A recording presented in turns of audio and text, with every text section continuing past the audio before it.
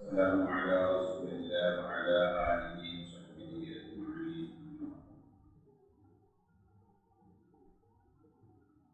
അല്ലാഹു സുബ്ഹാനഹു വ തആല പരിശുദ്ധമായ ദീനിനെ സംബന്ധിച്ച് നമുക്ക് കൂടുതൽ അറിവും അവബോധവും നമ്മെ അനുഗ്രഹിക്കുമാറാകട്ടെ.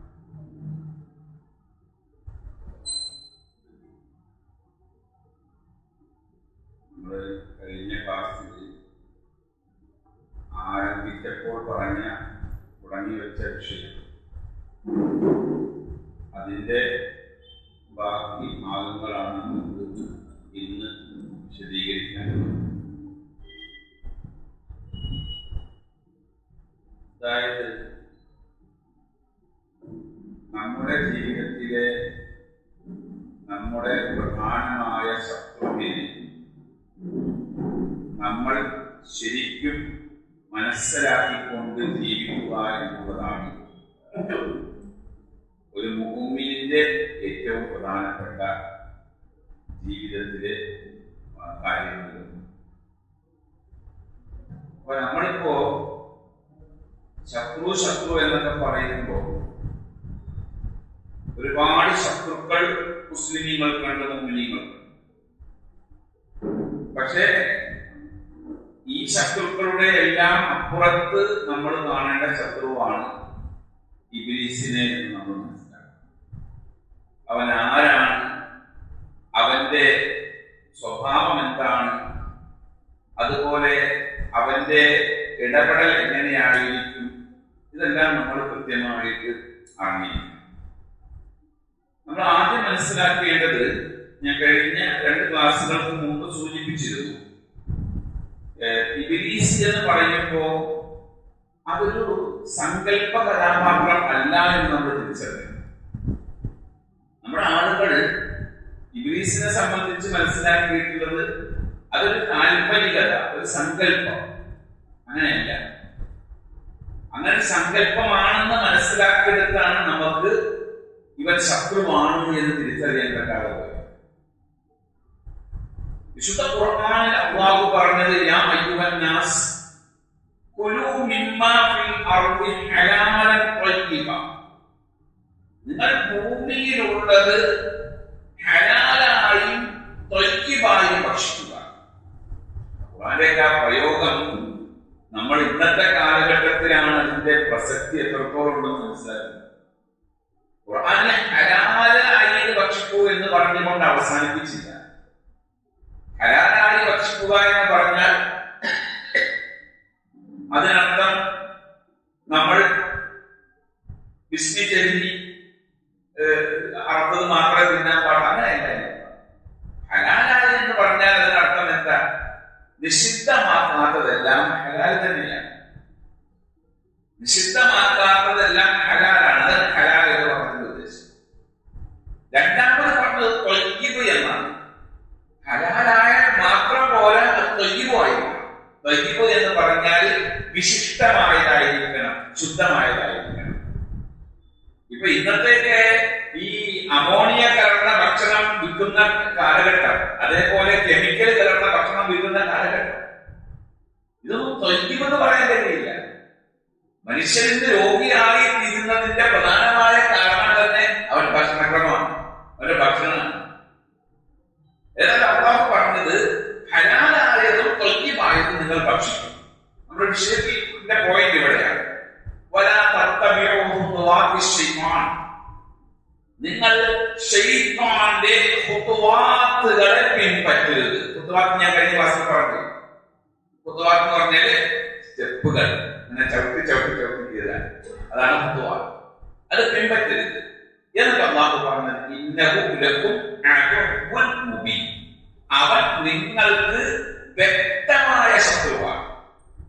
അപ്പൊ ശത്രു എന്ന് പറയുമ്പോൾ പ്രത്യക്ഷമായി നമുക്ക് വ്യക്തമായി ശത്രുത പ്രഖ്യാപിച്ചു വന്നിട്ടുള്ളവരാണ് ശൈത്താൻ. ഇന്ന ശൈത്താൻ ലക്കും അദുവ്വുൻ, ശൈത്താൻ നിങ്ങൾക്ക് ശത്രുവാണ്. ഫത്തഖിദൂഹു അദുവ്വ, നിങ്ങൾ അവനെ ശത്രുവായി കാണുക തന്നെ വേണം.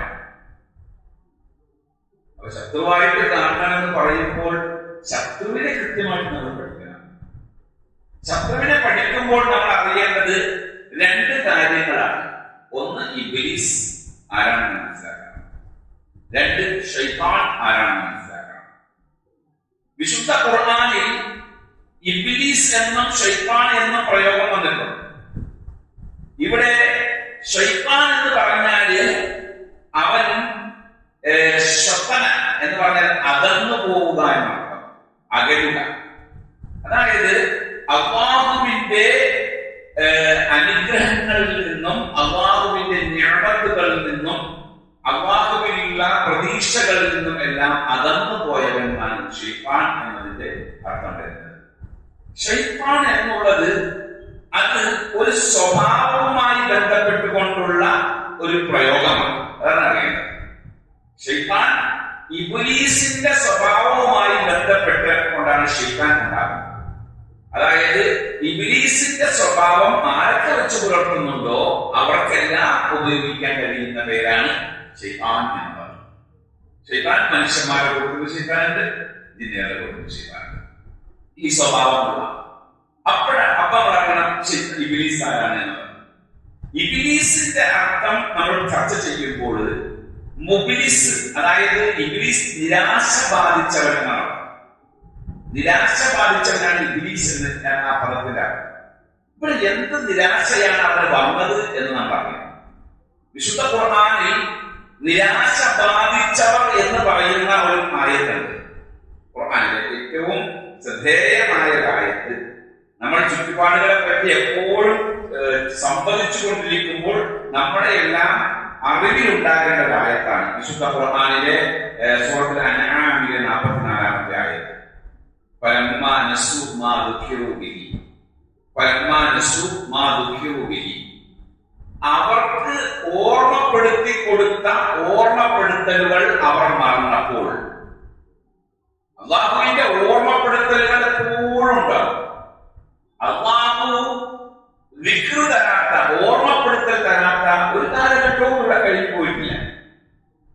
എല്ലാ സമയത്തും ഓർമ്മപ്പെടുത്തലുകൾ നമുക്ക് ഉണ്ടായിക്കൊണ്ടേയിരിക്കുന്നു. അത് മറന്നപ്പോൾ, മറന്നു ജീവിച്ചാൽ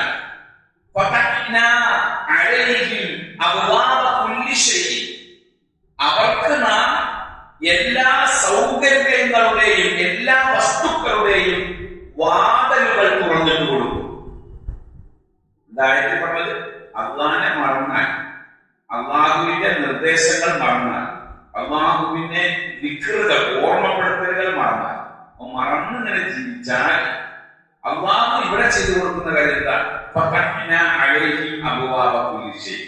എല്ലാ വസ്തുക്കളുടെയും വാതിലുകൾ തുറന്നു കൊടുക്കും. അള്ളാഹു ധിക്കരിച്ചു എന്നതിന്റെ പേരിൽ അള്ളാഹു എല്ലാ സൗകര്യങ്ങളും മൂടിക്കൊടുക്കുകയല്ല ചെയ്യാൻ, തുറന്നിട്ട് കൊടുക്കും.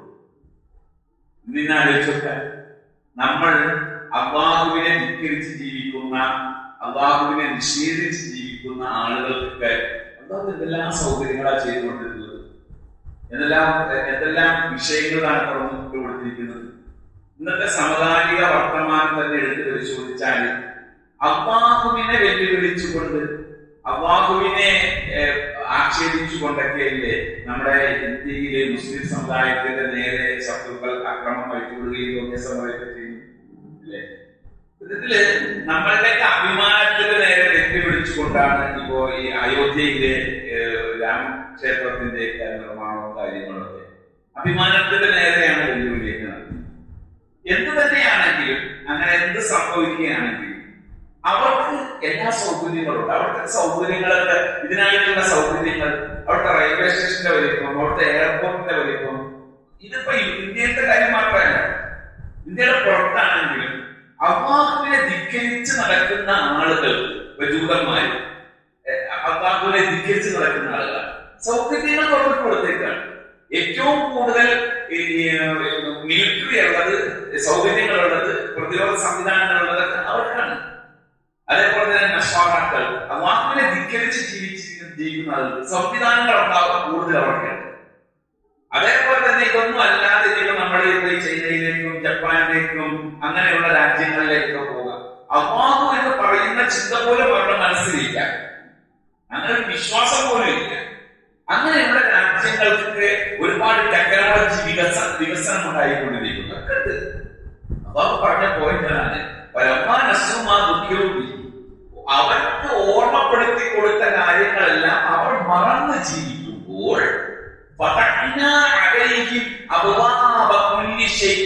എല്ലാ വസ്തുക്കളുടെയും എന്ന് പറഞ്ഞ എല്ലാ വസ്തുക്കളും, അത് ടെക്നോളജി ആകാം, ഫിനാൻഷ്യലി ആകാം, ഫിസിക്കലി ആകാം, എഡ്യൂക്കേഷണലി ആകാം, വിദ്യാഭ്യാസ സംബന്ധമായ ഏതുമാകാം, എല്ലാം കൊണ്ടും എല്ലാ സൗകര്യങ്ങളും നാം അവരുടെ തുറന്നിട്ട് കൊടുക്കും. അല്ലാഹു ഈ ആയത്ത് നമുക്ക് തരുന്നൊരു ആശ്വാസമുണ്ട്. ആളുകളുടെ മനസ്സിൽ വന്നു പോകുന്ന, വിശ്വാസികളുടെ മനസ്സിൽ വന്നു പോകുന്ന ചില ബ്രേക്കുകളുണ്ട്. ആ ബ്രേക്കുകൾക്ക് അല്ലാഹു തആല കൊടുക്കുന്ന ഒരു പരിഹാരമാണ് എല്ലാത്തിന്റെയും സൗകര്യങ്ങൾ തുറന്നിട്ട് കൊടുക്കും. ഞാൻ ഒരു കാലഘട്ടത്തിൽ ഈ നിരീശ്വരവാദത്തിലേക്ക് പോകുന്ന ഒരു സാഹചര്യം, വിദ്യാർത്ഥിയായിരിക്കുന്ന കാലഘട്ടത്തിൽ ചോദിക്കുന്ന ചോദ്യങ്ങൾക്കൊന്നും കൃത്യമായി മറുപടി അനുഭവപ്പെടുന്നില്ല. ഒരു യാത്രയിൽ ഒരാള് എനിക്കെന്ത് ചെയ്ത് ഒരു സംശയം ഉന്നയിച്ചു. എന്റെ ചോദ്യം എന്ത് വെച്ചിട്ടാ ചോദിച്ചത്?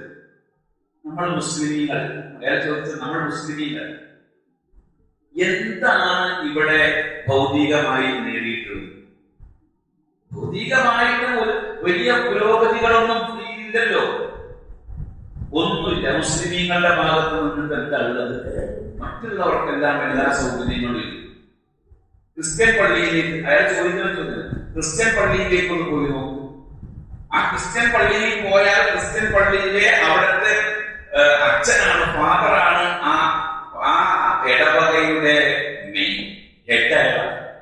അയാൾ തീരുമാനിക്കും ആ വീട്ടിൽ ഓരോരുത്തർക്കും ഏത് വിദ്യാഭ്യാസം കൊടുക്കണം, ഓരോരുത്തരും ഏത് മേഖലയിൽ പോകണം, ഏത് ജോലി ചെയ്യണം, ഏത് വിദേശ രാജ്യത്തേക്ക് പോകണം, ഓരോ വീടുകളിലും എന്തെല്ലാം വേണമെന്ന് തീരുമാനിക്കാനുള്ള അധികാരപരമായ നമ്മുടെ പള്ളിക്കത്തെ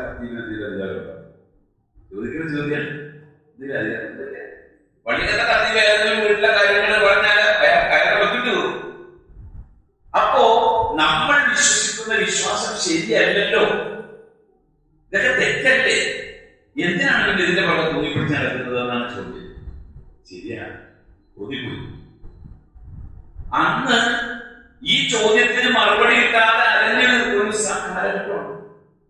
ആ കാലഘട്ടത്തിൽ പരിശുദ്ധ ഖുർആനിൽ ഏത് ഭാഗത്തിന് മറുപടി കിട്ടുമെന്ന് അറിയില്ല, പരതാൻ അറിയില്ല, കണ്ടുപിടിക്കാൻ അറിയില്ല. അപ്പോഴാണ് മറ്റൊരു യാത്രയിൽ ഒരാളെ കണ്ടു.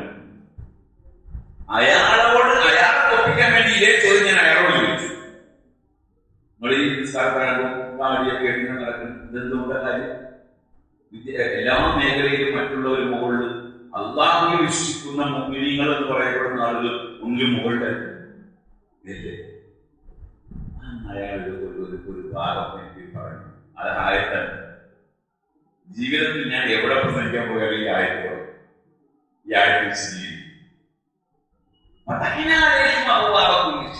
എല്ലാ വസ്തുക്കളുടെയും കവാടങ്ങൾ തുറന്നു കൊടുക്കും. അവിടെ അല്ലാഹു തആല മുഅ്മിനീങ്ങളുടെ വിഷയത്തിൽ പറയുന്നുണ്ട്. അല്ലാഹു തആല പറയുന്നുണ്ട്, ഞാൻ എടുത്തു തരാം.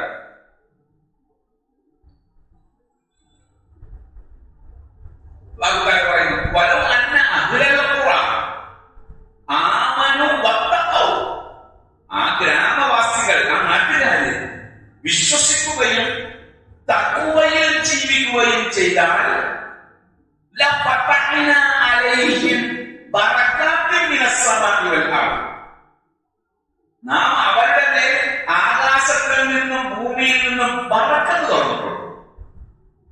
മറ്റവർക്കോ എല്ലാ സൗകര്യങ്ങളുടെ കവാടം തുറന്നിട്ടുണ്ട്.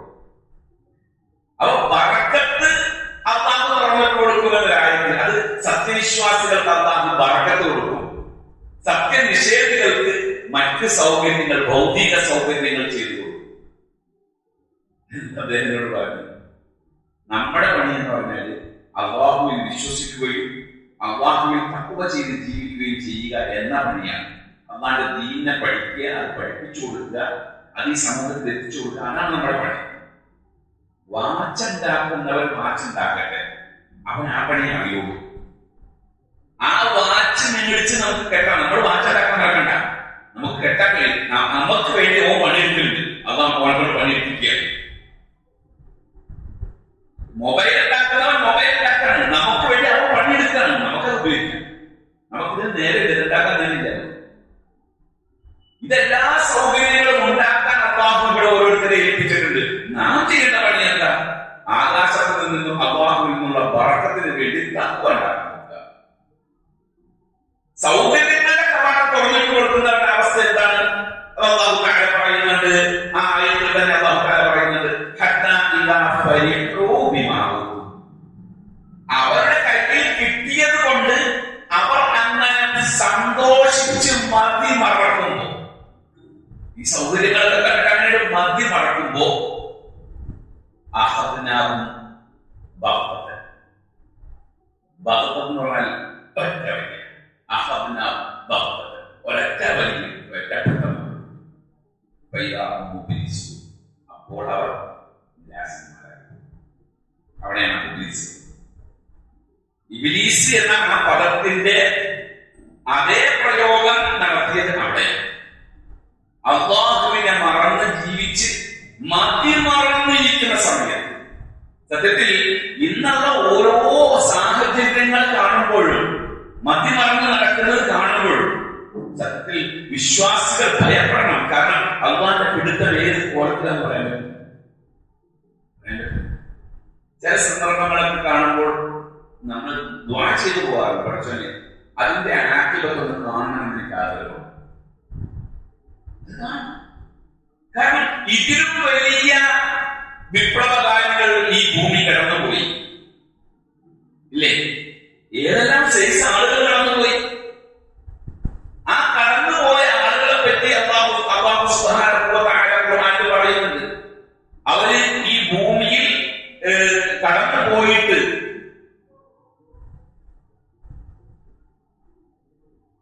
അല്ലാഹു പറയുന്നുണ്ട്, ആയത്തില് അല്ലാഹു പറയുന്നത്,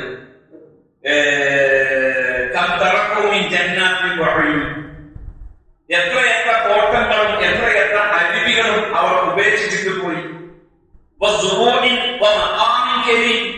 കൃഷിയിടങ്ങളും ഉന്നതമായ പദവികളും എല്ലാം ഉപേക്ഷിച്ചിട്ട് പോയി. നമ്മൾ കൊടുത്ത അനുഗ്രഹങ്ങളുടെ കൊണ്ടാണ് അവർ ജീവിച്ചത്. ഇന്ന് ഈ കാണുന്ന ഈ ലോകത്ത് കാണുന്നത് മുഴുവൻ അല്ലാഹു കൊടുത്ത അനുഗ്രഹങ്ങളുടെ മുകളിൽ അവർ കെട്ടിപ്പടുത്ത സൗധങ്ങൾ, അവർ പിടിച്ചുണ്ടാക്കിയ അധികാരങ്ങൾ, അവര് വളർത്തിയുണ്ടാക്കുന്ന വിഭവങ്ങൾ, ഇതെല്ലാം ഉണ്ട് എന്നൊക്കെ അല്ലാഹു തആല പറയുകയാണ്. അതൊക്കെ ഉപേക്ഷിച്ചിട്ട് അവർ പോയി. അതുപോലെ നമ്മൾ വേറെ ആളുകൾക്ക് ഇനി അനന്തരം കൊടുക്കുന്നത്, ഇതിനൊക്കെ വേറെ ആളുകളുണ്ട്. ഇന്നലകളിൽ ഇവിടെ ഉണ്ടായിരുന്ന ആൾക്കാരാണ് എന്നുള്ളത്. ഇന്നലകളിലെ ആളുകൾ അവിടെ പോയി. ഇന്നത്തെ ഈ രാമക്ഷേത്രത്തിന് വേണ്ടി രഥം ഉരുട്ടിയ അഡ്വനെടുപ്പി അയാളാണത് തുടങ്ങി വെച്ചത് അല്ലേ? എത്രയോ മുസ്ലിം മയ്യത്തുകളുടെ മുകളിലൂടെ ആ രഥം ഉരുട്ടി, എത്രയോ മുസ്ലിം രക്തം അതിനു വേണ്ടി ചിന്തി, എത്രയോ മുസ്ലിമീങ്ങൾ അനാഥരായി, എത്രയോ മുസ്ലിമീങ്ങളെ ജീവനോടെ കുഴിച്ചിട്ടു അല്ലേ? ജീവിച്ചിരിപ്പില്ലേ? അയാൾ ഇപ്പോഴും ജീവിച്ചിരിപ്പില്ലേ? സത്യത്തിൽ ആ ആവശ്യത്തിന് വേണ്ടി രഥം ഉരുട്ടിപ്പോയ ആൾ പോലും ആ ആവശ്യത്തിലേക്ക് വന്നില്ല. വേറെ ആൾക്കാരോട്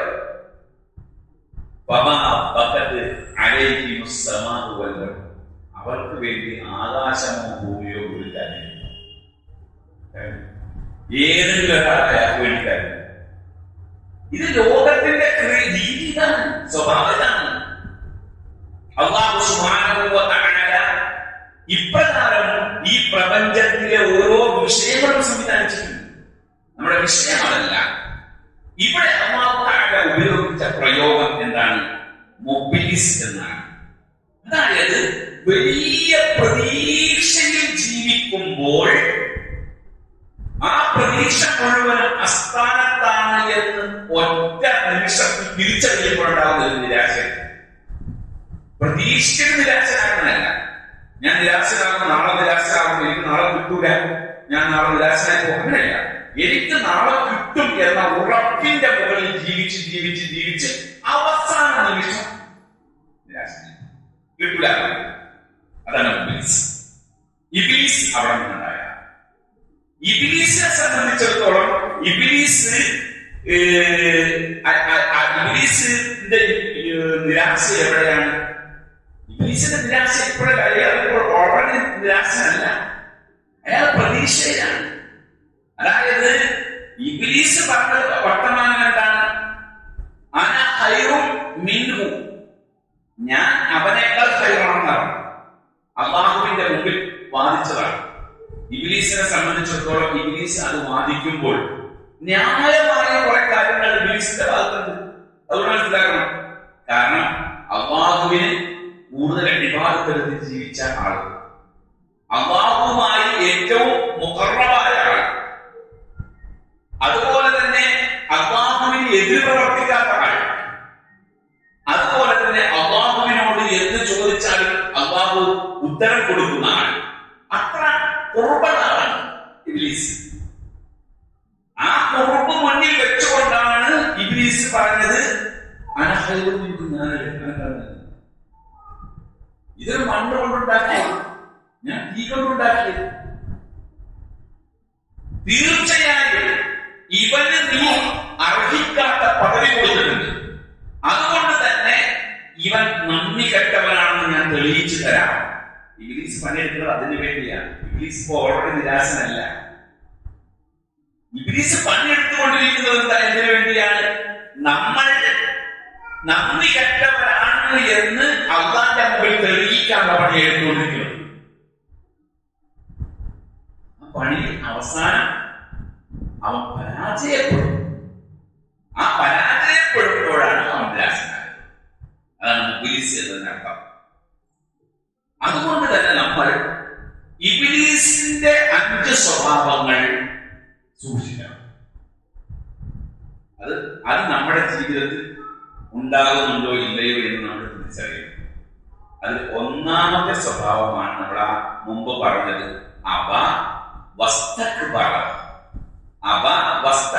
വൈമനസ്യം കാണിക്കുക. അല്ലാഹുവിന്റെ കൽപ്പനയുടെ മുമ്പിൽ വൈമനസ്യം കാണിക്കുന്ന, മഴസ്യത്ത് ചെയ്യുന്ന സ്വഭാവം, അത് ഇബ്ലീസിന്റെ സ്വഭാവം. ഒരു കാര്യം പറഞ്ഞു, ആ പറഞ്ഞ കാര്യത്തിന്റെ മുമ്പിൽ നമ്മൾ തലകുനിച്ചു കൊടുക്കേണ്ട ഉത്തരവാദിത്വം. അത് പരിശുദ്ധ ഖുർആനിൽ ഏത് വിഷയം പറഞ്ഞിട്ടുണ്ടോ, അള്ളാഹു പറഞ്ഞതാണോ ഞാൻ അംഗീകരിക്കും, ഞാൻ കേട്ടു, ഞാൻ വഴിപ്പെട്ടു. ഇനി അതൊന്ന് ന്യായീകരണവുമായിട്ട് ആര് വരേണ്ട ആവശ്യമില്ല. ഞാനത് എപ്പോഴും പറയുന്ന ഒരു ഉദാഹരണമാണ് പരീക്ഷയുടെ. ന്യായീകരണത്തിന്റെ ആളുകളായി മാറിയിരിക്കുകയാണല്ല പരീക്ഷയുടെ വിഷയം. അല്ലാഹ് ഹറാമാണെന്ന് പറഞ്ഞ കാര്യമില്ല പലിശ ഹറാമാണെന്നത് ആർക്കും തർക്കമില്ലല്ലോ. ഈ പലിശയെ ഹലാലാക്കാൻ വേണ്ടി എന്തെല്ലാം വഴികളാണ് ആളുകൾ തേടിക്കൊണ്ടിരിക്കുന്നത്. ആ വഴികൾ തേടി ഹലാല് ആ വഴി മാർഗമുണ്ടോ, ഈ മാർഗമുണ്ടോ, അവിടെ മാർഗമുണ്ടോ, ഇപ്പുറം മാർഗമുണ്ടോ, ഈ പൈസ ഇങ്ങനെ വന്നാൽ എന്താ ചെയ്യാൻ ചോദിക്കണ കേട്ടുകഴിഞ്ഞാൽ ഇന്ന് ജനിച്ച കുട്ടിയാണ് തോന്നിയത്.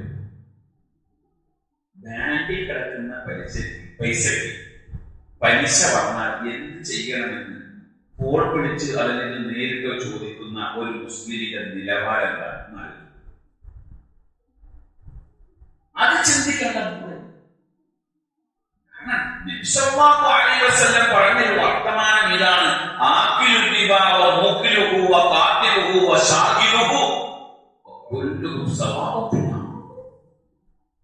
പലിശ തിന്നുന്നവൻ, അത് തീറ്റിക്കുന്നവൻ. തിന്നുന്നവനാരാ? പലിശ വാങ്ങിക്കുന്നവൻ. തീറ്റിക്കുന്നവൻ പലിശ കൊടുക്കുന്നവൻ.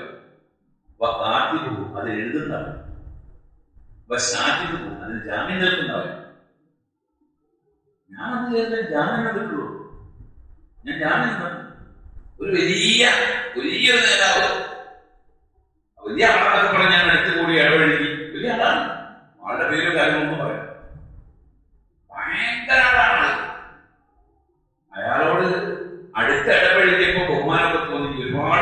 കിതാബ് സംബന്ധമായ അറിവൊക്കെ അയാൾക്കുണ്ട്. പിന്നെ കുറെ ദിവസങ്ങൾക്ക് ശേഷം അദ്ദേഹത്തോട് ചോദിച്ചു, എന്താ ജോലി? ബാങ്കിലാണ്. അതോടുകൂടെ നമുക്ക് ആണെന്ന് മനസ്സിലാക്കി. ഞാൻ പിന്മാറുമെന്ന് കണ്ടപ്പോ എന്നോട് പറഞ്ഞ വർത്താനം എന്ന് വെച്ചാല്, ഞാൻ കൗണ്ടറിലായിരിക്കണം. ഏത് കൗണ്ടറിൽ? പൈസ കൊടുക്കാൻ. മറ്റേ എഴുത്തുകുത്തും പരിപാടികളൊന്നുമില്ല. ഞാൻ അത് ചോദിച്ചു മേടിച്ചതാണ്. ഞാൻ മാനേജറായിരുന്നു. എന്നിട്ട് ചോദിച്ചു മേടിച്ചിട്ട് ഇറങ്ങിയതാണ് ഈ നിലവാരത്തിലേക്ക്. എന്നിട്ട് വലിച്ചാറാണെന്നുണ്ടാവും. ഈ മേടിച്ചുള്ള വലിച്ച് നെറ്റിന് അത്ര കാര്യം. ഹറാമ് തന്നെ. ഹറാമിനെ ഹലാലാക്കിക്കൊണ്ടുവരുന്ന സ്വഭാവം അത് മത്സ്യം അള്ളാഹുവിന് കൽപ്പനക്ക് എതിരാണ്.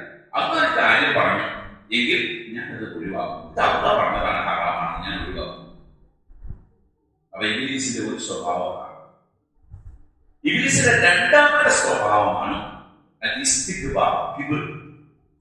അതാണ് ഞാൻ മുമ്പ് പറഞ്ഞത്. അന ഖൈറും മിൻഹു, ഞാൻ അവനേക്കാൾ ഖൈറാണ്.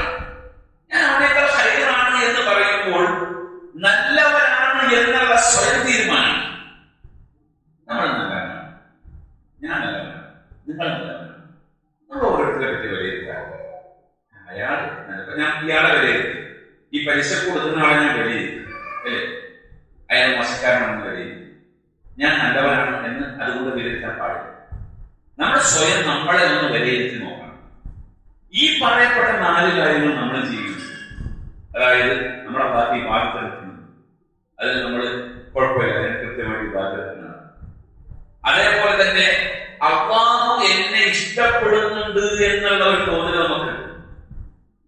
കാരണം എനിക്ക് അത്യാവശ്യം സൗകര്യങ്ങളൊക്കെ ഉണ്ട്, വലിയ ബുദ്ധിമുട്ടുകളിലേക്കൊന്നും പോയി പറ്റിട്ടുണ്ട്. അതുപോലെ തന്നെ അള്ളാഹ്ക്ക് ദേഷ്യമുള്ള പ്രവർത്തനങ്ങളൊന്നും ഞാൻ ചെയ്യുന്നില്ല എന്നൊരു തോന്നൽ നമുക്കുണ്ട്. ഈ പറഞ്ഞൊക്കെ ശരിയല്ലേ? അള്ളാഹ്ക്ക് ദേഷ്യമുള്ള പണിയൊന്നും ഞാൻ ചെയ്യുന്നില്ല എന്നൊരു തോന്നൽ നമുക്ക്.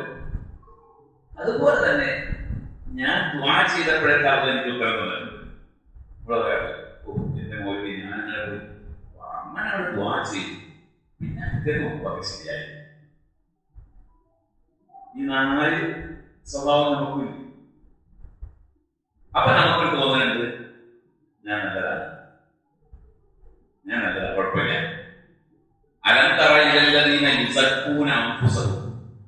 സ്വന്തം നല്ലതാണ് എന്ന് തോന്നുന്ന ആളുകളെ കണ്ടിട്ടില്ലേ? ഞാൻ നല്ലതാണ്. ഇബ്ലീസ് നല്ലതാണ്. ഇബ്ലീസിന് ഈ തോന്നൽ ഉണ്ടായത് ഭൗതിക വിഷയത്തിലാണോ? ആണോ? അല്ല. ഭൗതിക വിഷയത്തിൽ നല്ലവനാണ്, മോശമാണെന്ന് ഇബ്ലീസ് തോന്നിയത്. മറിച്ച് അവനേക്കാൾ ഞാൻ നല്ലതാണെന്ന് തോന്നിയത് ഏത് വിഷയത്തിലാണ്? അള്ളാന്റെ പൂർവിലാണ്. ഞാൻ അള്ളാന്റെ വലിയ ആളല്ലേ? പരലോകമായിട്ട് ബന്ധപ്പെട്ട വിഷയത്തിലാണ്, അള്ളാഹുമായിട്ട് ബന്ധപ്പെട്ട വിഷയത്തിലാണ് നല്ലതാണ്.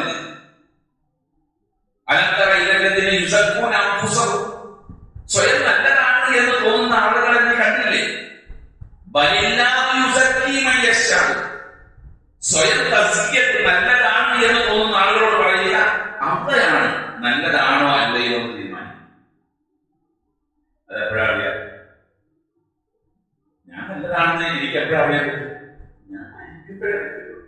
ആക്ടിവൊക്കെ നോക്കിയിട്ട് നല്ലതാണോ മോശമാണോ പറയാൻ പറ്റും. അല്ലാതെ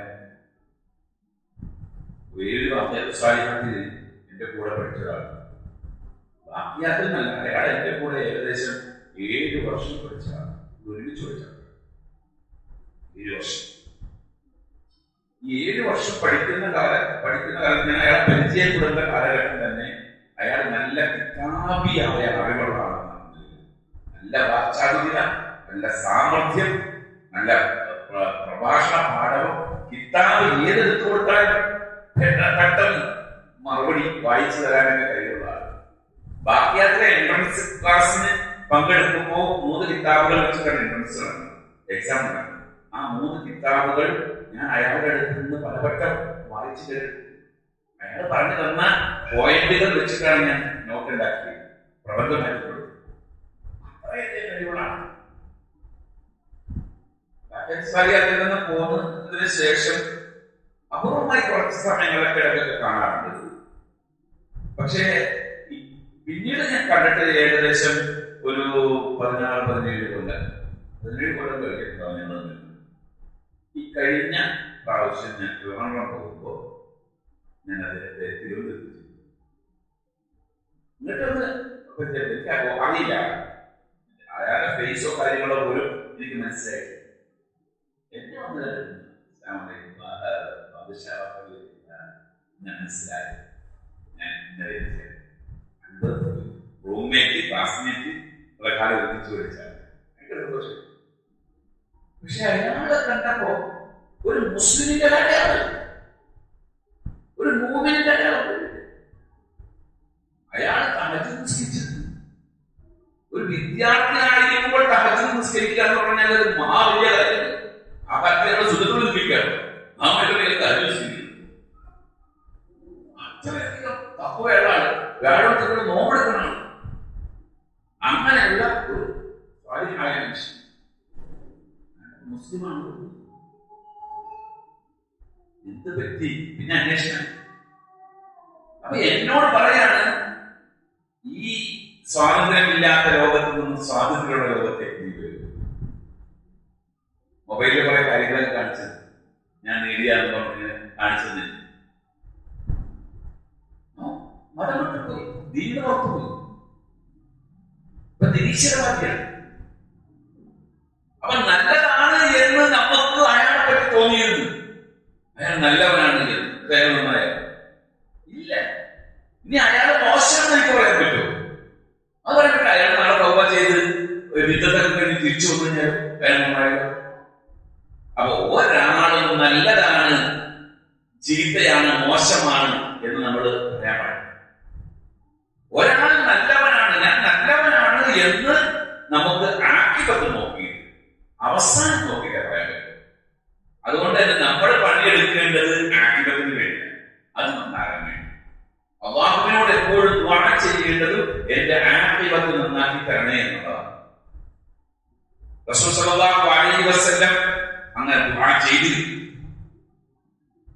ഒരാൾ നല്ലതാണ് എന്ന് അയാൾക്ക് ഉറപ്പ് വരണമെങ്കിൽ ഒന്നാമത് അയാൾക്ക് ഞാൻ നല്ലതാണെന്ന് എനിക്ക് തോന്നണമെങ്കിൽ അല്ലാഹു തആല മറച്ചു വെച്ച ആ കാര്യം എനിക്ക് വ്യക്തമാകണം. എന്റെ ഏത് താഴത്തിലാണ് അല്ലാഹു എന്നെ തൃപ്തിപ്പെട്ടതെന്ന് എനിക്കറിയണം. ഞാൻ മകൻ നിസ്കരിച്ചു, നിങ്ങൾ നിസ്കരിച്ചില്ലേ? അല്ലാഹു സ്വീകരിച്ചെന്ന് നമ്മൾ ചിന്തിച്ചു. എപ്പോഴും ഏതെങ്കിലും നിസ്കാരം, ഏതെങ്കിലും ഇബാദത്ത് അല്ലാഹു സ്വീകരിച്ചു എന്ന് ഉറപ്പുണ്ട്. പിന്നെ ഞാൻ സുബൈക്ക് അവല് വന്നതിന് മുമ്പിലുണ്ട്, സഫിന്റെ മുമ്പിലുണ്ട്. എന്താ കാര്യം? നല്ലതാരാണ് എന്ന് എനിക്ക് ഉറപ്പുണ്ടെങ്കിൽ എന്റെ ഈ താഴത്ത് ഞാൻ ഈ ചെയ്ത ഇബാദത്ത് അല്ലാഹു തആല അത് സ്വീകരിച്ചിട്ടുണ്ട്.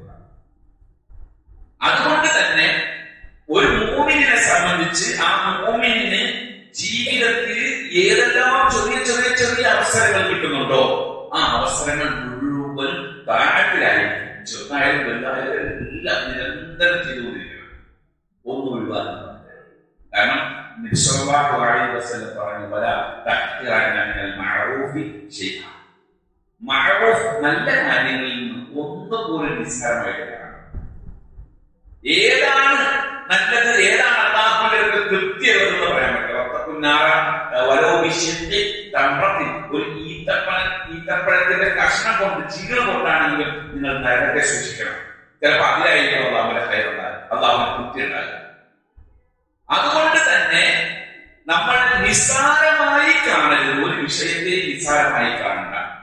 അല്ലാഹു ഏതിനാണ് തൃപ്തിപ്പെട്ടതെന്ന് അറിയില്ല. അതുകൊണ്ട് നല്ല കാര്യങ്ങളെല്ലാം നമ്മൾ എപ്പോഴും കൂടുതൽ ചെയ്തുകൊണ്ടിരിക്കുക. നമ്മുടെ ഉൾഭാവം, അഹംഭാവം കുറയാനുള്ള ഏറ്റവും നല്ല ഒരു മാർഗമാണ്. ബുഖാരി റിപ്പോർട്ട് ചെയ്യുന്ന ഹദീസ് നിങ്ങൾ കേട്ട് പരിചയമുള്ള ഒരു കഥയാണ്. അതായത് ഒരു മൂമിസത്തായ പെണ്ണിന്റെ വിഷയത്തിൽ അല്ലാഹു അവൾക്ക് പുറത്തു കൊടുക്കുകയും, മൂമിസത്തായ പെണ്ണെന്ന് പറഞ്ഞാൽ ഈ വേശ്യാവൃത്തിയിലൊക്കെ ജീവിച്ചൊരു പെണ്ണാണ്. അവൾ ചെയ്തത് എന്താണ്? ഒരു കിണറിന്റെ വക്കിലൂടെ ഒരു നായ കിടക്കുന്നത് കണ്ടിട്ട് നടന്നു. ഒരു നായകനെ അവശയായി അങ്ങനെ കിടക്കാണ്. നാവത്തിൽ നിന്നിട്ട് വെള്ളം കിട്ടാണ്ട് കിടക്കാണ്. അതിന് നാവ് പുറത്തെത്തിരിക്കുകയാണ്. അപ്പൊ അവിടെ എന്ത് ചെയ്യുന്നു വെച്ചാല് ഈ നായനെ കണ്ടപ്പോൾ അത് ചാകാറായിരിക്കുന്നു എന്ന് മനസ്സിലായപ്പോ അവളുടെ കാലിലുള്ള അവളുടെ ഷൂ അഴിച്ചിട്ട് ആ കിണറിൽ കഷ്ടപ്പെട്ട് ഇറങ്ങി വെള്ളം കോരി ഈ നായ്ക്ക് കൊടുത്തു. ഈ കാരണം കൊണ്ട് ആ പെണ്ണിന് അള്ളാഹു തആല പുറത്തു കൊടുത്തു എന്ന് ഹദീസ്. അപ്പൊ ചെയ്ത പ്രവർത്തനം ചെറിയൊരു പണിയാണ്. നായ്ക്ക് വെള്ളം കൊടുക്കാൻ ചെറിയൊരു പണി. പക്ഷെ ചെയ്ത സാഹചര്യം, ആ സിറ്റുവേഷൻ, അത് വളരെ വലുതാണ്. ആ സാഹചര്യത്തെ മനസ്സിലാക്കിക്കൊണ്ടാണ് അള്ളാഹു തആല എന്ത് ചെയ്യുന്നത്? പുറത്തു കൊടുക്കുന്നത്. അതുകൊണ്ട് തന്നെ നമുക്ക് നന്മയ്ക്ക് പറ്റുന്ന ചെറുതാകട്ടെ വലുതാകട്ടെ അവസരങ്ങളെ നമ്മൾ എപ്പോഴും പ്രയോജനപ്പെടുത്തിക്കൊണ്ടേയിരിക്കുക, വർക്ക് ചെയ്തുകൊണ്ടിരിക്കുക, വിശ്രമം പാടില്ല. നിസ്കാരം കഴിഞ്ഞോ, ഈ തറാവിയ നിസ്കാരം കഴിഞ്ഞോ, റമദാനിലെ അത് ആളുകളുടെ മുഖത്ത് കാണാൻ കഴിയും. നിസ്കാരം കഴിഞ്ഞാൽ ഞാൻ തറാവി ചിലപ്പോ ക്ലാസ്സൊക്കെ ഉള്ള സ്ഥലത്താണെങ്കിൽ ആളുകൾ ഇങ്ങനെ ഭയങ്കര കഴിഞ്ഞു, ഭയങ്കര ഫ്രീ ആയിട്ട് വിശ്രമം എന്നുള്ളത് നമുക്കില്ല. ഒന്ന് കഴിഞ്ഞടുത്തത് ഈ ഇമാം അഹ്മദ് ബിൻ ഹംബൽ റഹ്മത്തുള്ളാഹിയോട് ഒരിക്കൽ ഒരാൾ ചോദിച്ചു, ഒരാൾക്ക് എപ്പോഴാണ് വിശ്രമിക്കാൻ പറ്റുക, എപ്പോഴാണ് വിശ്രമിക്കണം എന്നുള്ള തോന്നൽ ആൾക്കാരെങ്കിൽ അതിന്റെ വിശ്രമം ആസ്വദിക്കാൻ പറ്റുന്നത് എപ്പോഴാണ്? അത് ഇമാം അഹ്മദ് റഹ്മത്തുള്ളാഹി പറഞ്ഞ ലോകമുണ്ട്. ആദ്യത്തെ പാദം സ്വർഗത്തിൽ വെച്ച് കഴിയുമ്പോഴാണ് വിശ്രമം. അതുവരെ നമുക്കുള്ള പണിയില്ല, നമ്മൾ വർക്ക് ചെയ്തുകൊണ്ടിരിക്കുക എന്നുള്ളതാണ്. അപ്പൊ എന്തായാലും നമുക്ക് നമ്മുടെ അമൽ ഏത് അല്ലാഹു സ്വീകരിച്ചു എന്ന് ഉറപ്പില്ല. ഞാൻ നല്ലതാണെന്ന് എനിക്ക് തീരുമാനിക്കാൻ കഴിയില്ല. വിശുദ്ധ ഖുർആനിൽ അല്ലാഹു പറയുന്നില്ലേ, വല്ലദീന യുഖ്തൂന മാ അതൗ ഖുലൂബുഹും വജിലത്തുൻ. അല്ലാഹു അവർക്ക് കൊടുത്ത കാര്യങ്ങൾ, അവരുടെ ഹൃദയങ്ങൾ എന്തെല്ലാം കൊടുത്തിട്ട് കിട്ടിയാലും ഖുലൂബുഹും വജിലത്തുൻ, അവരുടെ ഹൃദയം പിടച്ചുകൊണ്ടേയിരിക്കും. ഹൃദയം പേടിയോടുകൂടെ നിലകൊള്ളുന്ന ആളുകളുടെ ഖുർആൻ പറയുന്നു. ഈ ആയത്ത് ഇറങ്ങിയപ്പോൾ ആയിഷ റളിയല്ലാഹു അൻഹ നബി സല്ലല്ലാഹു അലൈഹി വസല്ലമയോട് വന്ന് ചോദിച്ചു,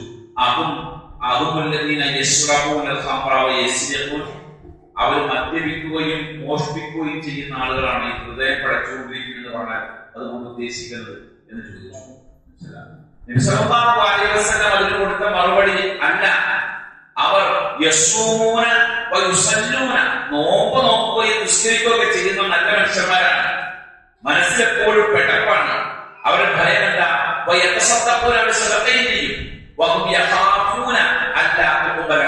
അവരുടെ അമൽ അല്ലാഹു സ്വീകരിച്ചോ ഇല്ലയോ എന്ന ഭയം അവർക്കുണ്ടാവും. ആ ഭയം നമുക്കുണ്ടാകും. എപ്പോഴെങ്കിലും നമ്മളെ ബാധിക്കുന്നത് നമ്മളെല്ലാം പറയാൻ പറ്റില്ല. അതാണ് ഒന്നാമത് അല്ലാഹു പറഞ്ഞത്. നമ്മുടെ ഇബാദത്തിന്റെ വിഷയത്തിൽ ഇബ്ലീസ് തെറ്റിദ്ധരിച്ചു പോയി.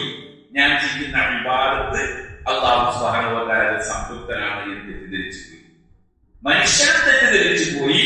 നമ്മൾ ചെയ്യുന്ന ഇബാദത്തുകൾ അല്ലാഹു സംതൃപ്തനാണ് എന്ന് തെറ്റിദ്ധരിച്ചു പോയി. ഏതാണ് അല്ലാഹു തൃപ്തിപ്പെട്ടതെന്ന് അറിയാത്ത കാലത്തോളം നമുക്ക് എന്ത് ചെയ്യാൻ പറ്റില്ല, നല്ലതാണ് ഉറപ്പിക്കാൻ പറ്റില്ല. അതുപോലെ ഇബ്ലീസിന്റെ രണ്ടാമത്തെ സ്വഭാവം എന്തായിരുന്നു? ഇബ്ലീസിന്റെ രണ്ടാമത്തെ സ്വഭാവം, ഞാൻ അല്ലാഹുവിന് എതിര് പ്രവർത്തിക്കുന്ന കോപമുണ്ടാകുന്ന പണികളൊന്നും ഞാൻ ചെയ്യുന്നില്ല.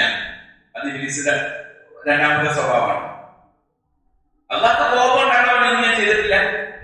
അതിന് നമുക്കുണ്ട് നമ്മൾ ചെയ്യുന്ന മഅസിയത്തില്, തിന്മകളില് ഏതിനാണ് അല്ലാഹ് കോപിച്ചിരിക്കുന്നത്, അല്ലാഹുവിന്റെ ശക്തമായ കോപമുള്ളതെന്നുള്ളത് നമുക്കറിയില്ല. ചിലപ്പോ അതിനിസ്സാരമായ വിഷയം നമ്മൾ കേട്ടില്ലേ, ഒരു പൂച്ചയുടെ വിഷയത്തിൽ ഒരു പെണ്ണ് ശിക്ഷിക്കപ്പെട്ട കഥ കേട്ടില്ലേ? എന്താ പൂജ ചെയ്തത്? അവൾ കെട്ടിയിട്ട്, അവൾ നിസ്കാരം നോമ്പൊക്കെയുള്ള പെണ്ണാണ്, നല്ല പെണ്ണാണ്. കെട്ടിയിട്ട് അത് പട്ടിണിക്കായി അങ്ങനെ ചത്തുപോയി. നിസാര വിഷയങ്ങളിലാണ്. പക്ഷെ അതിന്റെ പേരിലാണ് ആ കോപം ഉണ്ടായത്. അപ്പൊ അള്ളാന്റെ കോപം എവിടെയാണ് എന്ന് നമുക്ക് ഉറപ്പില്ലാത്ത കാലത്തിൽ എന്റെ ഏത് പ്രവൃത്തി അള്ള കോപിച്ചു എന്ന് ഉറപ്പില്ലാത്ത കാലത്തോളം ഞാൻ നല്ലവണ്ണം പറയുന്നില്ല. ഇബ്ലീസ് അങ്ങനെ പറഞ്ഞത് അള്ളാഹുവിന് എന്നോട് കോപമില്ല എന്ന് തോന്നലുണ്ടായി. മൂന്നാമത്തേത് ഇബ്ലീസ് കരുതിയത് എന്താണ്? ഞാൻ ചെയ്യുന്ന പ്രാർത്ഥനകളെല്ലാം അള്ളാഹ് സ്വീകരിച്ചിട്ടുണ്ട് എന്നൊരു തോന്നൽ. അത് ഇബ്ലീസിന് തോന്നിയതാണ്. ഞാൻ ചെയ്തപ്പോ ഞാൻ ഒരുപാടാണ് ദ്വാ ചെയ്തത്. ദ്വാ ചെയ്തതിന് ശേഷം കുറച്ച് ആ കാര്യം നടക്കുകയും ചെയ്തിട്ടുണ്ട്. ഇത് ഞാൻ ദ്വാ ചെയ്തതിന്റെ പേരിലാണ് എന്ന് ആര് പറഞ്ഞു? ഒരു പക്ഷേ എനിക്ക് ആ സംഭവം അള്ളാഹു തരുന്നത് ദ്വാക്ക് ഉത്തരമായിക്കൊണ്ടല്ല, പരീക്ഷണമായിട്ടാണെങ്കിലോ അള്ളാഹ് എന്നെ പരീക്ഷിക്കാൻ തീരുമാനിച്ചിരിക്കുകയാണ്. ആ സമയത്താണ് ഞാൻ ദ്വാ ചെയ്തത്. രണ്ടും ഒത്തു വന്നു, കാര്യം നടന്നു. ഞാൻ തെറ്റിദ്ധരിച്ച് ദ്വാ ചെയ്തതിന്റെ പേരിലാണ്. നബി സല്ലല്ലാഹു അലൈഹി വസല്ലം ഒരാൾക്ക് വേണ്ടി ദ്വാ ചെയ്ത സംഭവം അത് സ്വീകരിച്ചു എന്ന് പറയപ്പെടുന്ന സാഹചര്യം. പക്ഷേ ആ ദ്വാക്ക് ഉത്തരമായിക്കൊണ്ടാണെന്നുള്ളതല്ല അവിടെ ഉണ്ടായത്.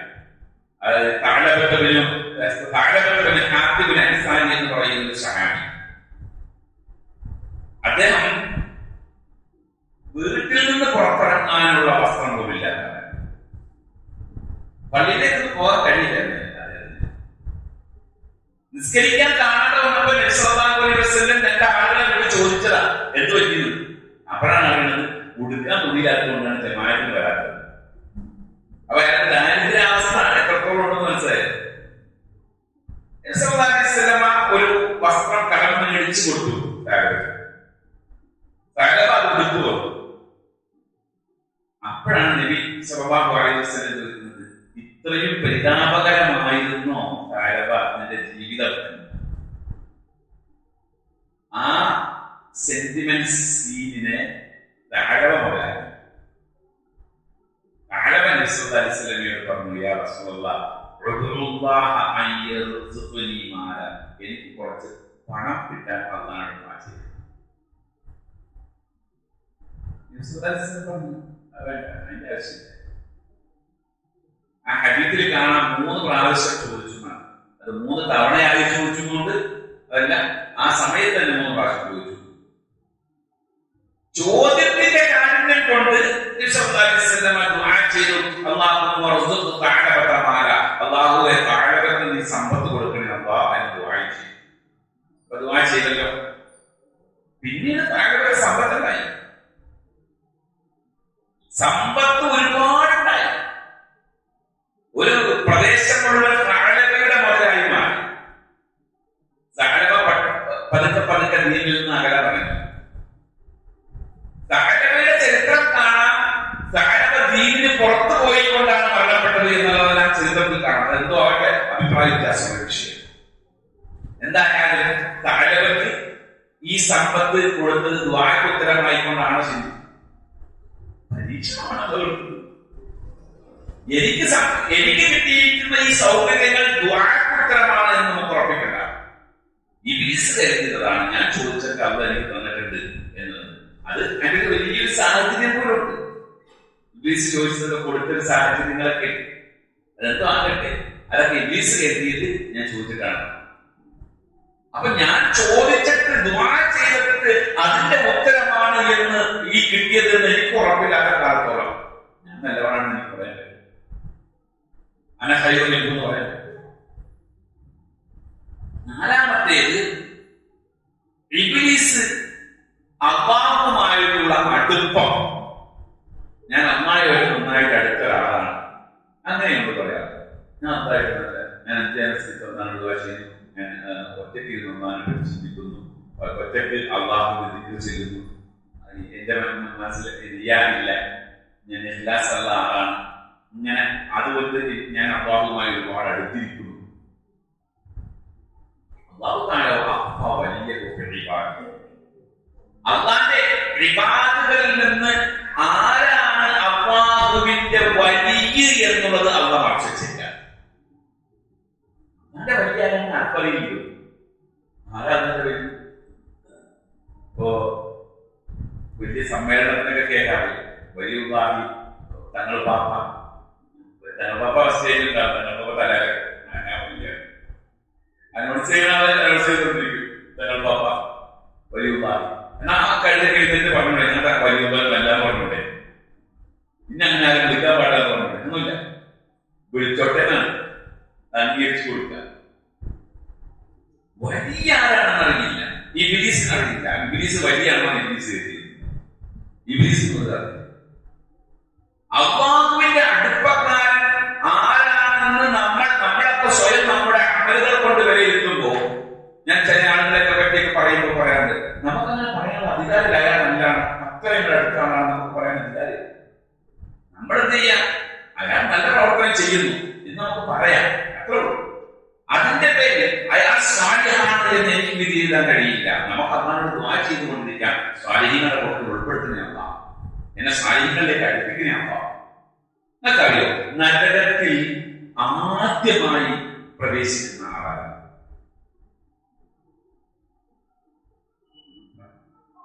നരകത്തിൽ ആദ്യമായിട്ട് അടുത്ത് പോകണം.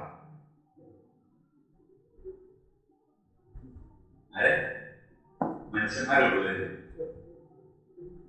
ഖുർആൻ പഠിച്ച് ഞങ്ങളെ പറയട്ടെ, ഈ ക്ലാസ് എടുക്കണ ഈ പറഞ്ഞ ദായിയാണ്, പണ്ഡിതനാണ് എന്നൊക്കെ പറഞ്ഞുകൊണ്ടിരുന്ന അവരാണ് ആദ്യത്തെ ഒന്നാമനാണ്. സല്ലല്ലാഹു അലൈഹി വസല്ലം പറയുന്നുണ്ട്, അല്ലാഹു സുബ്ഹാനഹു വ തആല അബൂ ഹുറൈറ റളിയല്ലാഹു അൻഹു റിപ്പോർട്ട് ചെയ്യുന്ന ഹദീസാണ്. അല്ലാഹു സുബ്ഹാനഹു വ തആല വിചാരണ ചെയ്യുമ്പോൾ ആദ്യമായി ഈ ഖാലിദിനോടാണ്, ഖാലിദ് ആബിദായ ഈ ദീൻ പറയുന്ന പ്രബോധകനായ ആളെയാണ് ആദ്യമായി വിചാരണ. എന്നിട്ട് അയാളോട് ചോദിക്കും, അലം ഉഅല്ലിമുക മാ അൻസൽതു അലാ റസൂലി. ഇതൊക്കെ വായിക്കുമ്പോ സത്യത്തിൽ ഈ രാത്രികളുണ്ടാവും. ഞാൻ നിനക്ക് എന്റെ റസൂലിന് ഇറക്കിക്കൊടുത്ത കാര്യങ്ങളൊക്കെ ഞാൻ നിനക്ക് പഠിപ്പിച്ചെടുക്കില്ലേ? നന്നായി ചോദ്യമാണ്. നമ്മളത് കരുതിയിരിക്കുന്നുണ്ട് ഞാൻ അധ്വാനിച്ച് പഠിച്ചുണ്ടാക്കിയതാണ് ആണ്. എത്ര ആൾക്കാർ അധ്വാനിച്ചാണ് പഠിച്ചിരിക്കുന്നത്? ആരും അധ്വാനിച്ച് പഠിച്ചുണ്ടാക്കുന്നില്ല. നിന്റെ ശ്രമം ഉണ്ടായി, ഞാൻ അംഗീകരിക്കുന്നു. മറിച്ച് ഇത് പഠിപ്പിച്ചതാണ്. അതാണ് എന്താ പറയണത്, ഞാൻ എന്റെ റസൂലിന് ഇറക്കിക്കൊടുത്ത കാര്യങ്ങളൊക്കെ ഞാൻ നിനക്ക് പഠിപ്പിച്ചു തന്നില്ലേ?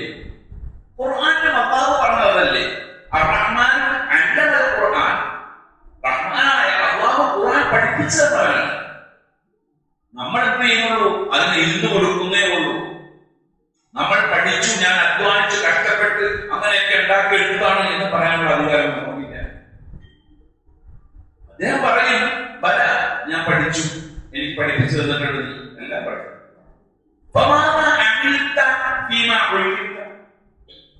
ഈ പഠിപ്പിക്കപ്പെട്ടതനുസരിച്ച് നീ എന്ത് ചെയ്തു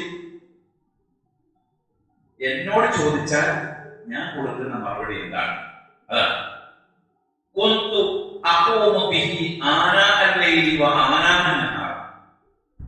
ഞാൻ രാത്രിയും പകലും വ്യത്യാസമില്ലാതെ അത് പ്രബോധനം ചെയ്യാൻ വേണ്ടി ഓടിക്കൊണ്ടിരുന്നതാണ്. സത്യത്തില് ഈ വായിക്കുന്നത് എനിക്ക് വേണ്ടി, എന്നെ പറ്റി. ഇതേ സ്ഥാനത്തിരിക്കുന്ന ഓരോരുത്തർക്കും ഇത് പാടുക. ഭയങ്കര പരിപാടിയുടെ തിരക്കാണ് അവിടെ.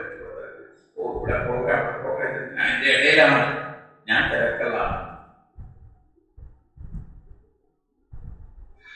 അല്ലാഹു തആല പറയും, വെറുതെ കള്ളമല്ലേ മലക്കുകളും പറയും നീ കളവാണ്. അല്ലാഹു അതിന്റെ കാരണം പറയുകയാണ്,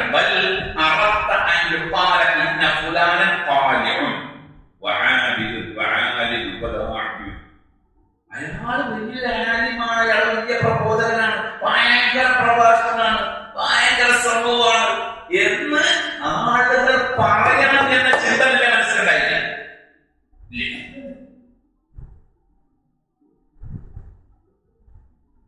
അവനാണ് ആദ്യം. ഇനിയൊന്നും പറ, എങ്ങനെ സമാധാനം, എങ്ങനെ ഒരു സമാധാനത്തോടെ ഈ ഒരു പ്രവർത്തനം ചെയ്തിട്ട് വിവരമാണ് മറ്റുള്ളവരെല്ലാം കഴിഞ്ഞിരിക്കുന്നത്? മുപ്പത് ഭയങ്കര നീ പറയുന്ന ആള്, ഭയങ്കര നീന്റെ അതിനു വേണ്ടി കഷ്ടപ്പെടുന്ന ആളല്ലേ, അയാൾ അവരുടെ സ്വന്തത്തിൽ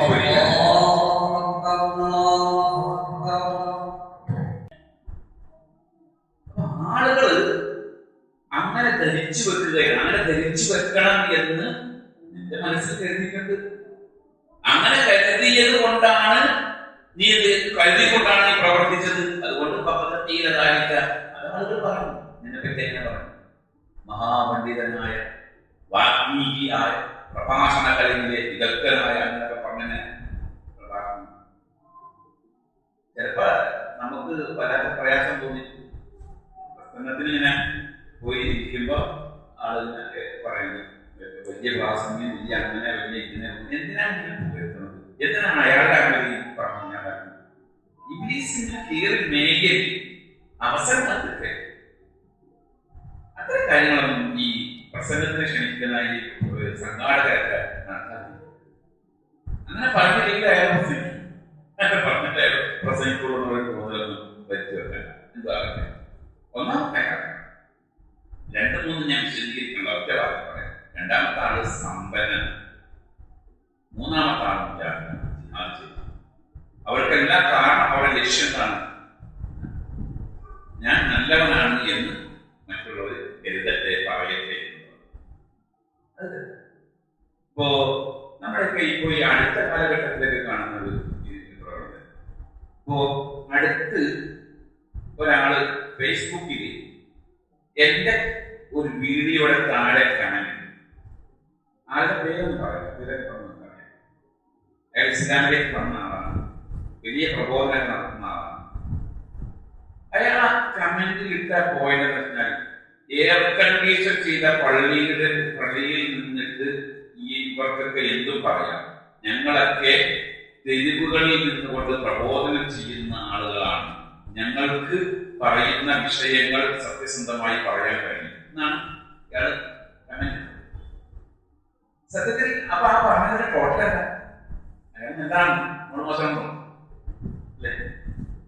മനുഷ്യന്മാർക്ക് ഉണ്ടാകുന്ന കുഴപ്പമെന്ന് വെച്ചാല് ഒരു സുപ്രഭാതത്തിൽ നന്നാകുന്ന ആളുകൾ, നമ്മുടെ ഈ ഇരിക്കുന്ന ആളുകളുടെ കൂട്ടത്തിൽ എല്ലാ ആളുകളും, മിക്ക ആളുകളും ജീവിതത്തിൽ ജനിച്ചു വളർന്നപ്പോ മുതലേ ഇങ്ങനെ ജീവിതത്തിലെ ഓരോ കാലഘട്ടങ്ങളിൽ പലതരം സ്വഭാവങ്ങൾ നമ്മൾ അകപ്പെട്ടിട്ടുണ്ടാവും. പിന്നെ ഒരു സുപ്രഭാതത്തിൽ നമുക്ക് തോന്നി പോരാ, നന്നാകണം. അതിന് ചിലപ്പോൾ കാരണങ്ങളുണ്ടാകാം, പല ഷോക്കേഷൻ ഉണ്ടാകാം, എന്തെങ്കിലും ഒരു രോഗം വന്നിട്ടുണ്ടാകാം, എന്തെങ്കിലും പ്രശ്നത്തിൽ അകപ്പെട്ടിട്ടുണ്ടാകാം, അങ്ങനെ ഒരു കാരണം. അങ്ങനെ നന്നായി വന്നു കഴിയുമ്പോ പിന്നെ അവൻ സ്ഥലത്തേക്ക് പള്ളി പൂക്കും വരവ് എല്ലാം ആയി കഴിയുമ്പോൾ ഒപ്പം ഉണ്ടായിരുന്ന പഴയ കാലഘട്ടത്തിലൊപ്പം ജീവിച്ചിരുന്ന ആളുകളെ കണ്ടാൽ അവരൊക്കെ മോശം, ശരിയല്ല, അവർ ശരിയല്ല, എല്ലാം ആരും ശരിയല്ല, അവരുടെ സ്ഥലം ശരി, ഇവരുടെ സ്ഥലം ശരി. ഇപ്പോ ഒരു നോൺ മുസ്ലിം, ഒരു ഹിന്ദു ആയിരുന്ന ഒരു ആള് ഇസ്ലാമിലേക്ക്, അയാള് ഭയങ്കര പ്രബോധനം നടത്തുന്ന ആളാണ്. ഇന്നലെ അയാളുടെ പോസ്റ്റിൽ ആരാ ഈ പണ്ഡിതന്മാരെ എല്ലാം ആക്ഷേപിച്ചുകൊണ്ട് ചീത്ത പറഞ്ഞുകൊണ്ടോ പാടില്ല. അവർക്ക് അവരുടെ ഭാഗത്ത് തെറ്റുണ്ടെങ്കിൽ അള്ളാഹും അവർ നമ്മൾ തീർത്തു. അവരെ നമ്മുടെ ചീത്ത, അവർ ഈ ദീനിന് വേണ്ടി ഒരുപാട് അധ്വാനിച്ച ആളുകളുണ്ട്. ഇപ്പൊ തന്നെ നമ്മുടെ ഇടയിൽ തന്നെയുള്ള മുജാഹിദുകൾ എന്ന് പറഞ്ഞ് നടക്കുന്ന ആളുകൾ തന്നെ ഇപ്പൊ പറയുന്ന വർത്തമാനം എന്താ? നമ്മുടെ മുൻഗാമികളായ മുജാഹിദുകൾക്ക് തൗഹീദാണ് തിരിച്ചറിഞ്ഞില്ല. എന്തെല്ലാം തോന്നിയാസങ്ങളാണ് പറഞ്ഞത്. അപ്പൊ ഞങ്ങൾ നല്ലവർ, അവരുടെ മോശം. ഇത് ഇബ്ലീസ് പറഞ്ഞ അതേ വർത്തമാനം. ഇതൊന്നും ഭൗതിക കാര്യത്തിന് വേണ്ടി അല്ലാതെ മനസ്സിലാക്കണം. ഇതൊക്കെ പരലോകമായിട്ട് ബന്ധപ്പെട്ട വിഷയമാണ്. അപ്പോഴാണോ പറയുന്നത് ഞാൻ നല്ലവനാണ്, ഞാൻ തരക്കേടില്ല എന്നുള്ളത് പറയും.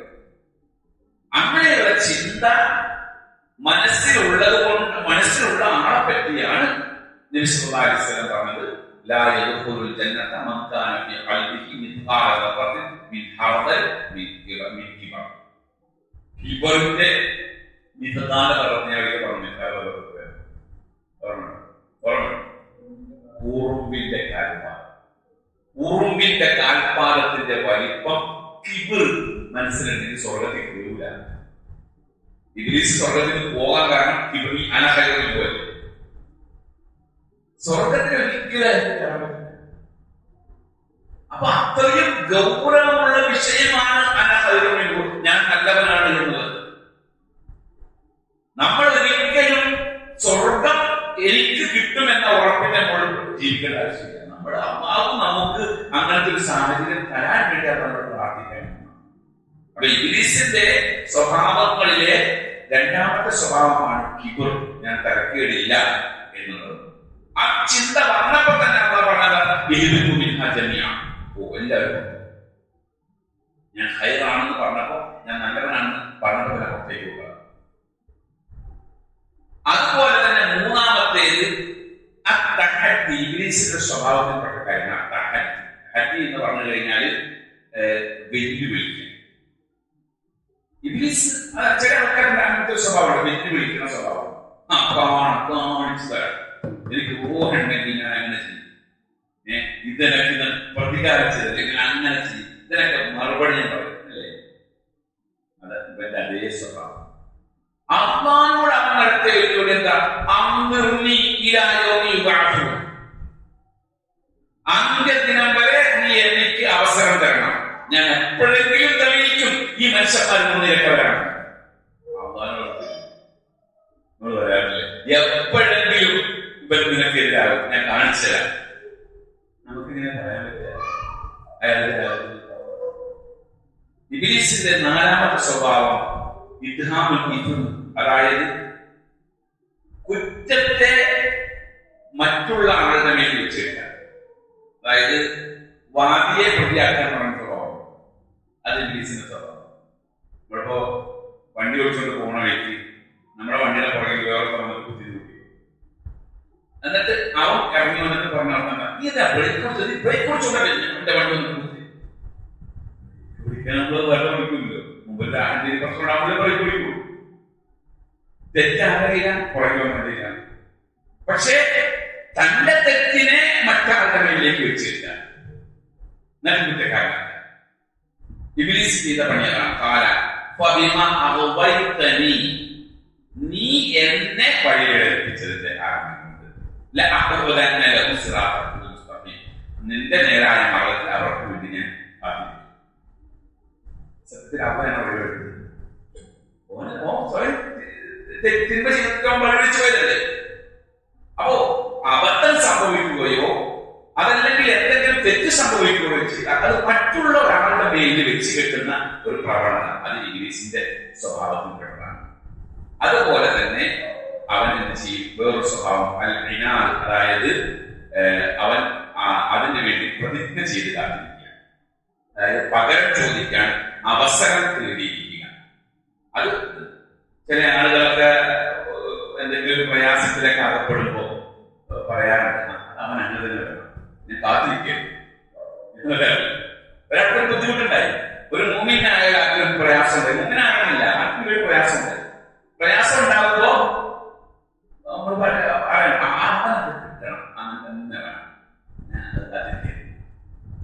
അത് ഇവരുടെ സ്വഭാവം.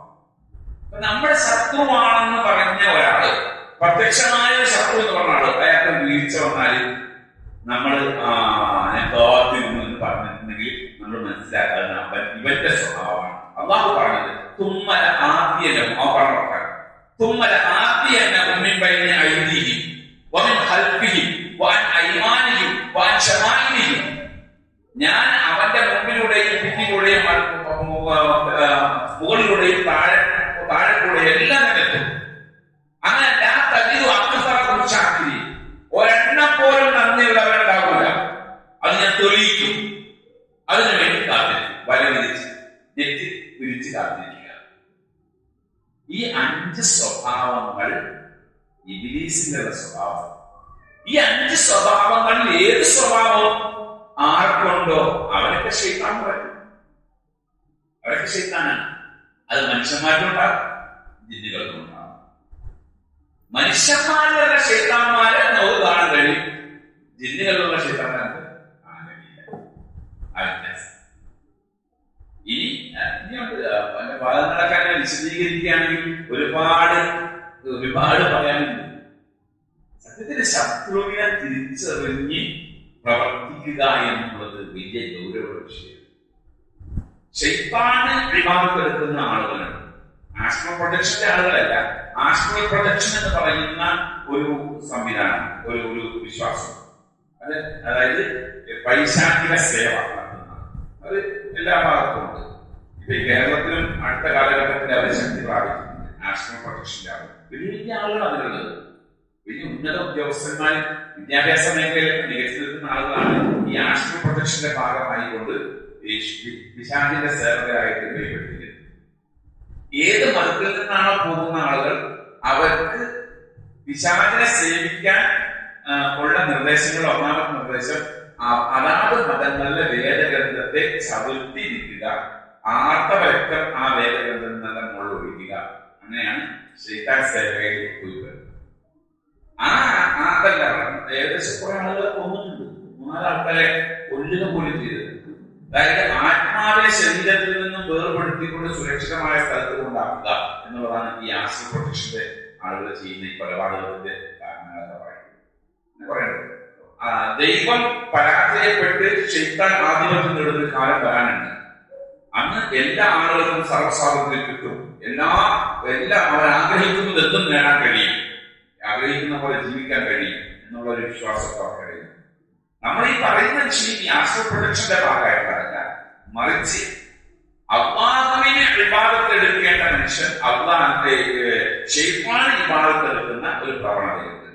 അതായത് ഇബാദുർ റഹ്മാൻ എന്ന് പറഞ്ഞ ആളുകളുണ്ട്, താവൂത്തിന് ഇബാദത്ത്. അവിടെ ഖുർആനിൽ പറഞ്ഞത് ശൈത്താൻ എന്ന പ്രയോഗമല്ല, താവൂത്ത് എന്ന പ്രയോഗമാണ്. താവൂത്ത് 5 ഇനത്തിലാണ് താവൂത്ത് വരുന്നത്. അത് നമുക്ക് പിന്നെ വിശദീകരിക്കാം.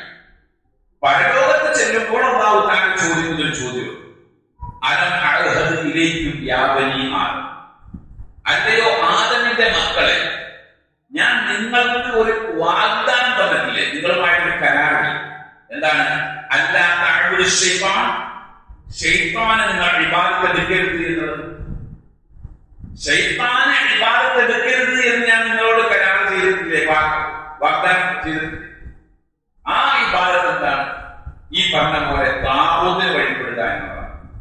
ശൈത്താന് വഴിപ്പെടുന്നതിന് ശൈത്താനെ നമ്മൾ സുജൂദ് ചെയ്യണമെന്നില്ല, മറിച്ച് ശൈത്താന്റെ കെണികളിൽ ഏത് കെണി നമ്മൾ അകപ്പെട്ടു പോയിട്ടുണ്ടോ ആ കെണി അനുസരിച്ച് നമ്മൾ നീങ്ങിയിട്ടുണ്ടോ അതൊക്കെ ശൈത്താൻ വഴിപാടാണ്. അലമാകതിലേക്ക് വ്യാപന അത് അല്ലാതെ ശൈത്താൻ ഇന്നകൂലക്കും അടക്കവും മുബീൻ, അവൻ നിന്റെ വ്യക്തമായ ശത്രുവാണെന്ന് പറഞ്ഞു തന്നിട്ടില്ലേ. എന്നെ മാത്രം ആരാധിക്കൂ, അതാണ് നേരായ മാർഗം എന്ന് പറഞ്ഞു തന്നിട്ടില്ലേ. പക്ഷെ വലക്കത് അവല്ല ജിബില്ലം വീണ്ടും നിങ്ങളിൽ നിന്നുള്ള ഒരു വലിയ വിഭാഗം ആളുകൾ കഴിച്ചുപോയി, അവന്റെ വഴിയിലേക്ക് പോയി. അതുകൊണ്ട് ആദിഹിജഹന്നമിലെത്തി കൊണ്ട് നിങ്ങളോട് അന്ന് ഞാൻ പറഞ്ഞ ആ നരകമിലാണ്, ആ നരകത്തിലേക്ക് നിങ്ങൾ പോയിക്കൂ. നിങ്ങൾ നിഷേധിച്ചതിന്റെ കാരണം കൊണ്ട് ആ നരകത്തിൽ നിങ്ങൾ പോയി വീണുകൊള്ളൂ എന്ന് പറയുന്ന ഒരു ഭാഗം സൂറത്ത് യാസീനിലാണ് ആ ഭാഗം. അപ്പൊ അങ്ങനെ ഒരു ഇതുണ്ട്. അത് താവൂത്ത് ആരാണ് നമ്മൾ മനസ്സിലാക്കണം. ശൈത്താൻ നമ്മുടെ മുമ്പിൽ, നമ്മുടെ സങ്കല്പത്തിൽ ശൈത്താൻ വന്നുകൊണ്ട് അവനെ ആരാധിക്കാറില്ല. താവൂത്തിന്റെ കൽപ്പനകൾക്കെല്ലാം നമ്മൾ വഴിപ്പെട്ടിട്ടുണ്ടോ, ആരൊക്കെ വഴിപ്പെട്ടിട്ടുണ്ടോ അതൊക്കെ ശൈത്താൻ വഴിപാടാണ്. 5 തരം താവൂത്തുണ്ട്. അത് നമുക്ക് ഇൻഷാ അല്ലാഹ് അടുത്ത ക്ലാസ്സിൽ വിശദീകരിക്കാൻ നമ്മുടെ ക്ലാസ് ഇനി ഒരു 3 ആഴ്ചത്തെ ഉണ്ടാവില്ല. ഞാൻ ഒരു യാത്രയാണ്, നമ്മുടെ ക്യാമ്പയിൻ പ്രഖ്യാപിച്ചിരിക്കുകയാണ്. ക്യാമ്പയിന്റെ പ്രചാരണവുമായി ബന്ധപ്പെട്ടുകൊണ്ടും അതേപോലെ നമ്മുടെ മനാറിന്റെ ആവശ്യവുമായി ബന്ധപ്പെട്ടുകൊണ്ടും വിദേശ രാജ്യങ്ങളിലേക്ക് പോവുകയാണ്. അപ്പോൾ ഒരു 3 ആഴ്ചത്തെ ഉണ്ടാവില്ല. ഇൻഷാ അല്ലാഹ് 16-ാം തീയതിക്ക് ശേഷം പറയും, അനൗൺസ് ചെയ്യാൻ പറയും നമ്മുടെ ക്ലാസ് ആരംഭിക്കാം. റമദാൻ മുമ്പ് എന്തായാലും ഒരു 3 ക്ലാസ് കിട്ടുന്നുണ്ട് പ്രതീക്ഷയിലാണ് ഉള്ളത്. നാളെയാണ് നമ്മുടെ മനാർ ഹുദയുടെ വാർഷിക സമ്മേളനം നടക്കുന്നത്. രാവിലെ മുതൽ പരിപാടിയുണ്ട്. അസർ നമസ്കാരത്തിന് ശേഷമാണ് നമ്മുടെ പൊതുപരിപാടി നടത്തുന്നത്. ഉദ്ഘാടന പരിപാടികളും മറ്റു പരിപാടികളും അസർ നമസ്കാരത്തിന് ശേഷം നടത്തുന്നത്. എല്ലാ ആളുകളും പരിപാടിയിൽ പങ്കെടുക്കണമെന്ന് പറയുകയാണ്. എല്ലാ ആളുകളും ദുആ ചെയ്യുക. ഒരുപാട് ലക്ഷ്യങ്ങളുമായാണ് മുന്നോട്ട് പ്രവർത്തിക്കുന്നത്. ആ ലക്ഷ്യങ്ങളെല്ലാം പൂർത്തിയായിട്ടില്ല. അതിലേക്ക് എത്താൻ ഹൈറായ കാര്യങ്ങളിലേക്ക് എത്തിക്കാൻ എല്ലാ ആളുകളും ദുആ ചെയ്യുക. അല്ലാഹു സുബ്ഹാനഹു വ തആല ഹൈറായ രീതിയിൽ അമലുകൾ ചെയ്ത് പ്രവർത്തിക്കുവാൻ അനുഗ്രഹിക്കുമാറാകട്ടെ. ربنا آتنا في الدنيا حسنة وفي الآخرة حسنة وقنا عذاب النار. سبحان